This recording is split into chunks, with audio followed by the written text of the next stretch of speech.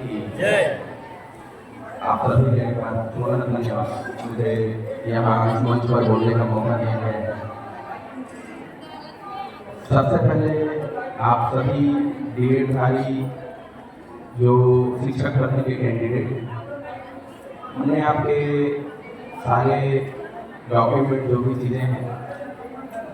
इनको देखा, समझा और देखने समझने के बाद ये समझ में आ रहा है कि जो चीज़ें आपके मांग पे तो बिल्कुल जायज़ मांग है और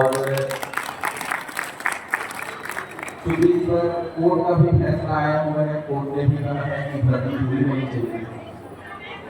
इसमें सरल शब्द में कहा जाए तो एक ही चीज था जहाँ पर थोड़ी कोर्ट के जो निर्देश आए थे उसको मानने में जो खामी आई है, मुझे जहाँ समझ में आ रहा है वो सिर्फ एक ही है कि जो छात्र निकले थे उनके बदले जिन छात्रों को लेना था उन छात्रों में उस रैंक से नीचे के पूरे लगभग 2600 छात्रों को बुला लिया गया, केवल बीएड वालों को हटा,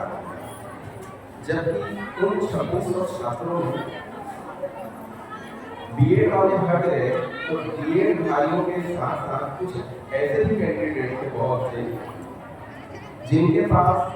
बीएड या डीएलएड की डिग्री नहीं थी या केवल 12वीं पास है या सामान्य ग्रेजुएट, जिसके कारण जितने लोगों को बुलाया गया था या डायरेक्ट अवार्ड कर दिया गया था, आप लोगों से मुझे पता चला कि बिना काउंसलिंग नीचे के जितने भी कैंडिडेट थे सब लोगों को अवार्ड कर दिया गया। इसमें बहुत से ऐसे कैंडिडेट थे जो पात्र थे ही, तो थोड़ा सा यहाँ गड़बड़ी हुआ है या विभाग से थोड़ी चूक हुई है करना चाहिए। उन्हें एक पहले काउंसलिंग होना चाहिए था, फिर काउंसलिंग में जितने पात्र कैंडिडेट थे उन लोगों को एक बार में अगर बुला दिया जाता तो मेरे हिसाब से एकदम भर्ती पारदर्शी तरीके से होता था। दूसरा यहाँ पर मैंने नोटिस देखा जनसंपर्क विभाग से, तो जनसंपर्क विभाग के नोटिस में ये भर्ती प्रक्रिया को समाप्त किया जाता है, इस तरह का नोटिस पड़ा क्योंकि भर्ती प्रक्रिया पूरी हो चुकी है। भर्ती प्रक्रिया पूरी न होती है जब उसमें जितने पोस्ट आए थे वो पोस्ट भर गए, उसमें चेक पॉइंट ये भी थोड़ा कि उसमें कटा पूछे जा रहा है। हालांकि मैंने आप लोगों के कुछ डॉक्यूमेंट देखे, उस डॉक्यूमेंट के आधार पर भी मैं देख पा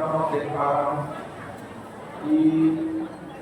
जितने कैंडिडेट पहले चरण से लेकर 5वें चरण तक जितनी भी भर्ती हुई है, तो भर्तियों में ओबीसी में 2 नंबर का डिफरेंस आया है, जनरल में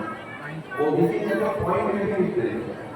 तो पॉइंट के डिफरेंस को कटअप गिर जाना कैसे कह सकते हैं। ये भी जरूर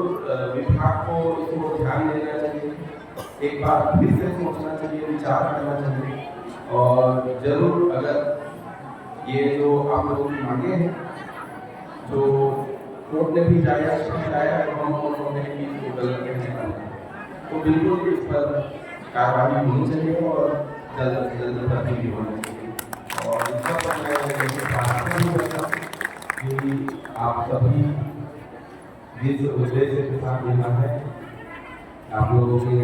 भर्ती जल्द से जल्द हो और सरकार भी आप लोगों की भावनाओं को व्यक्त करे, आप लोगों के जो बातें होते हैं समझें और इस पर जल्द से जल्द अच्छी पहल शुरू करें। धन्यवाद।